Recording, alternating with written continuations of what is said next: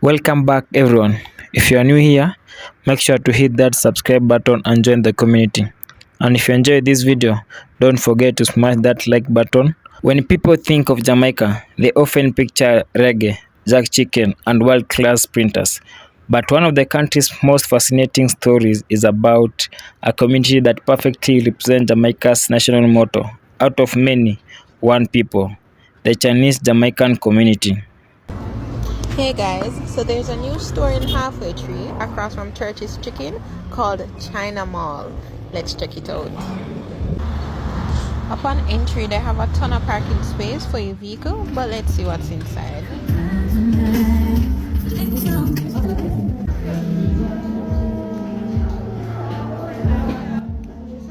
China Mall has a lot of products. I even found the body wash that I was looking for and lotions, but that's not why we're here. Let's drop off some acrylic nails. I ended up getting a few other products, but most importantly, a blanket for the Christmas. It's so fluffy and warm. So remember to check them out, guys. They're located at 21 Constant Spring Road, Halfway Tree. We're Jamaican Chinese. กูงี้ฟ้าบ่หมกละช่วย Of course, you come to Chinatown in Ottawa. Alright, mommy, some people are confused when you said you're Jamaican but full Chinese. Can you clarify for them? Alright, don't be confused. Alright, I'm Jamaican full stop. But my parents were born in China, so I am Chinese and full Chinese, no mix. Bet you don't remember these. These are when Chinese people used to own a little shop like this. Yes. And they used to sell like flour rice and cornmeal and peas. Now this is a measuring cup, right? And they call this little Jill. Big Jill. This one now that is a pint. Yes. So when they say you want a pint of peas to make rice and peas or stew peas, Yes. so they go start dip it in the bag, take out peas. then You don't have to wait and measure already and just throw it in your bag when you come. It's a miniature machine shop. Cool, man. There was something really stand out to me today. Me no know if I'm me alone realize or me are the first to say. Me no know if it a contribute to the area and to everybody it okay. But why it look like the Chinese them a take over and locally owned business a get pushed away? If you're Chinese Jamaican, this is the original.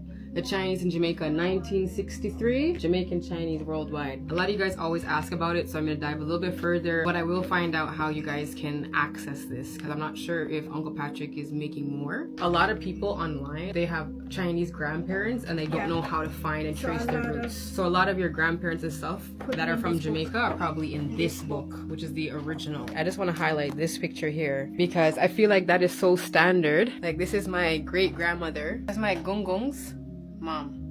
That was like the style. Chinese arrival in Jamaica, maps of Hakka villages, photo villages, Hakka migration map.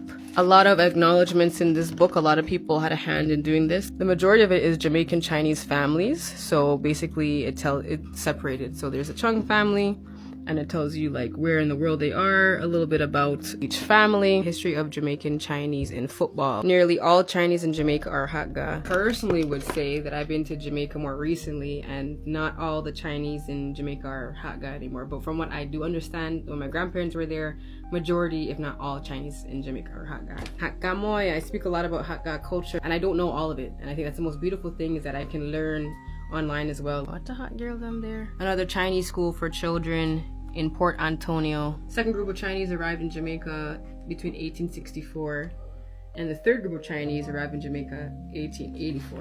The Panama Connection. You think they would ever do a new one? An updated one?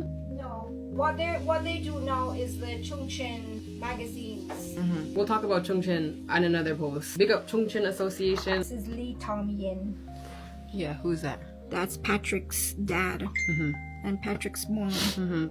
Right, so he's the one that did this book in Jamaica, right? And then Patrick is the one that And then his son is the one that did this one. Zaki's always learning about history with his popo. If we don't ask these questions now, how would I know who's in these books? In the Norman Manley Airport that we arrived in Kingston. And what's this, the 90s? Remember, you were there. This is way back in the days. This is downtown. Okay, I'm going to try and make it short and sweet because I also don't like watching long videos. 1, I am Chinese, I am Jamaican. I don't care how you want to put it. Number 2, I'm not mixed. Both my parents are Chinese. Number 3, I speak English, Patois, and Chinese, more specifically Hakka, because I know people are going to ask. Number 4 is there is a large community of Chinese people in the Caribbean, more specifically in Jamaica and Suriname, Guyana, and Trinidad. If you're Jamaican, more specifically living in the Kingston, Mobay, or Ochi area, or even Portmore area, you're gonna know that there is Chinese people. But for the people who don't know that there is a Chinese community in these Caribbean countries, there's a huge history lesson behind it for the Jamaicans. You should have learned this in grade 4 to 6. I know that Chinese people are not all over the island, so it's likely that you've never necessarily physically encountered one. So it might be a little bit shocking to you, but yeah, you should have learned the history of indentured labors and all of that. For the people who aren't from the Caribbean, a quick Google search would tell you the indentured laborers first went to Trinidad 1806, and Jamaica, Guyana, Cuba, Suriname. So that means there's actually Chinese people in the Caribbean that actually speaks Dutch or French, which I personally think is way more interesting than just speaking patois. Number 5, I don't know why this is the most asked question, but yes, I do have eyelashes just like anybody else. Like, they just grow straight opposed to being curled like an average human being, I guess. Number 6, I am a town girl. Like, that's where majority of the Chinese people are. Trust me, if I was from a different parish, you would know, okay? Every Jamaican know that every parish sound different. And the last one was, how did I learn patois, or why do I speak it? And how did I learn is just environmentally. Like, I grew up around it. My friends spoke it. My teachers spoke it outside of school. Like, it was pretty standard. It's hard for you to not pick it up if you were interested in learning it. And why do I speak it? Because I can. And if you've reached this far and you still insist on leaving an ignorant comment, at least step it up. Like, I know Jamaicans are one of the most creative, successful people. So, like, come on, work harder, man. Yo, let me tell him something, alright? Yo, it won't out to argue upon my post, right? It won't out to argue. Thank you. Thank you. I appreciate it. For all the people who come out and support me, thank you. I appreciate that. People don't realize that just because other people look different, you know, a Clarendon my born and raised in a chateau. You know, many people look upon me and attack Spanish every time. You know, my accent, I know where it used to be, but that's what happened when you're gone 20 years. You know, they're on your people them, so of course everything will change, right? But my birth certificate say at Jamaica me come from, at Jamaica me born, me left when me 13. Alright? I never forget that. 13 years old. Alright? So just because me look Mexican, I mean, yeah, of course, I mean, that not bother me. I just saw life go. But for all the people them where have all this garbage for say, don't worry, man, me don't worry about it now. No worry about it now. You know, I'm nobody. But thank you for everybody where I follow and I like. Appreciate the whole of you. Let me tell you about where Chinese Jamaican come from. You not talk about the nowadays Chinese Jamaican, you talk about the ones who come from in the 1800, early 1900 and them time there. And I realize that them not teach you them thing there. And nobody not really chat about it. The Chinese Jamaican people are some people who speak one language called Akga language. Wrong China, them have enough language and them wipe them out too. But the language where the Chinese Jamaican people speak are Akga. And what makes so much Akga people end up in Jamaica? Make we talk about where Akga people come from first and foremost. Akga people are some people where basically runway for 100 a year sake of the war and the warrior them we did come in China and start up enough war against the government. So we are back from in a 300 AD, some man run in and start war in China. And then after that, some other man called the Jurchen run in, start war in China. And every time they start war in China, the people from up with the war they start run down and go south and go south and go south. Then the Mongol people run in China. And then Chinese people kick them out. And then the Manchu people run in China and take over China. So every time people run in China, the people will call themselves Hakka, start go down, further, till them reach at the bottom of China. Which part them call Fujian and which part them call Guangdong. You understand? But the problem is, when them reach down there, them are not the first people who did it. So you find out, say, the people when name Hakka, we speak a language where it well old. It's older than what them call Chinese, which are Mandarin. Mandarin come out long time after Hakka. So what you find to say is when you talk about language like Japanese and you talk about language like Korean, the Chinese where them take and using a them language favor Hakka language more than it favor Mandarin. So all for me last name. You're not gonna find that name of China again because them don't switch over to Mandarin officially. But if you go to Korea, you will hear people with female name, and that's true. Korean people take no for them name out of Chinese, and the Chinese, where did I go on them time there, when them take Chinese word, I did it favor Hakka. So what happened now is that the Hakka people, they went poor. Because they never had no good land. You have man down there, I use up the whole of the land, landlord and them thing. Hakka people, they have to live on hilltop. On the ground when nobody never want. It's hard to farm, hard to grow nothing. So you find say Hakka people, them no bossy.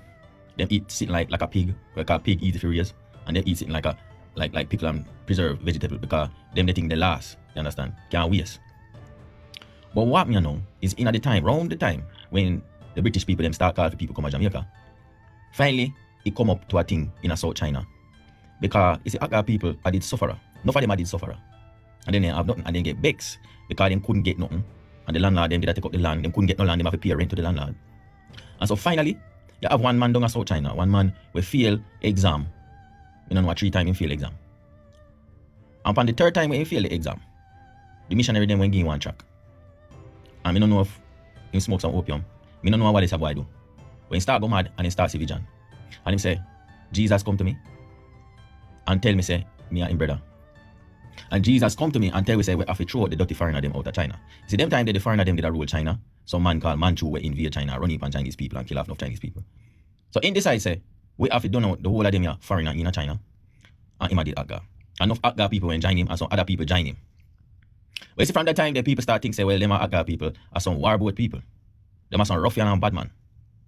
And you see them the war they were up in China. When them go on to China, I did some of the biggest war in history. If you look it up right now, Taiping Rebellion, it don't have so much people that most war in the world up to now can't touch what it do in China because them did a fight the foreigner them. But true, I did one thing where them burn out Confucianism. None of the Tapanari's Chinese never side with the rebellion there. Them fight against them because them never like say them burn out ancestor worship and them burn out idol and all them thing there. And that same time there, when next war broke out in the part where Hakka people them did there, it named the Hakka Punti War. And the Cantonese people and the Hakka people catch up in the things and start to done them one another. And over I think 1 or 2 million people dead in that war there. So you think about the part where Chinese Jamaican come from, full of a war, and that's some terrible war. You talk about World War I type of war. Them not tell you about. Because them not teach you that the history. But at this all Hakka people come from. And so when they make a call say come to Jamaica, now Hakka people say, yo, me out, me cut. And then after that war done, against the foreigner where did rule China. None of them people that did have to run out of Jamaica. True, if they never run out, the government would have done them. And so you see them go all about the place. Malaysia, Hawaii, Jamaica, and them place there. And so when you talk about Hakka people of Jamaica, a people were part of it history, we write down, or we ever run away from poverty, we ever run away from people who try to done with. They in our history. And even in China, the culture did off in America part there. But that are where we come from. So when you talk about the Hakka, the Chinese Jamaican, where they are from a long time, a poverty we are run from. We are run from the sufferation. Because when remember say enough things did go on in China. I mean I even talk about the whole of them because them time there in China, enough of the European and the American and the Japanese did take control of China and I run the place. And that's one of the main reasons why make the revolution never go on in China in 1800 because they go hire some Yankee people to fight for them. So they could have win the war. But now Hakka people, no how we never want in the war. Or when the war done, we just decide say, yo. The Chinese Jamaican community has become an inseparable part of Jamaica's identity, proving that being Jamaican is about far more than ancestry. Their story began in the mid-1800s when Chinese workers, many of them the Hakka community, arrived in Jamaica as indentured laborers after the abolition of slavery. Life wasn't easy, but instead of leaving, many decided to build their future on the island. Over time, they moved beyond plantation work and began opening small grocery stores, bakeries, and wholesale businesses.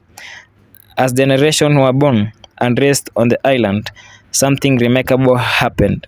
Chinese Jamaicans didn't just live in Jamaica, they became deeply woven into its culture. Today, it is common to meet Chinese Jamaica who speak fluent Jamaican patois with the same accent and expression as anyone else born on the island. For many visitors, Hearing a Chinese face speaking authentic patois can be surprising, but for Jamaicans, it's completely normal.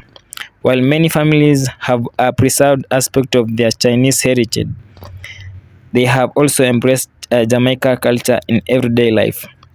The Chinese Jamaica community has also made a lasting impact on the country's economy, from supermarkets and hardware to restaurant, manufacturing, and other businesses.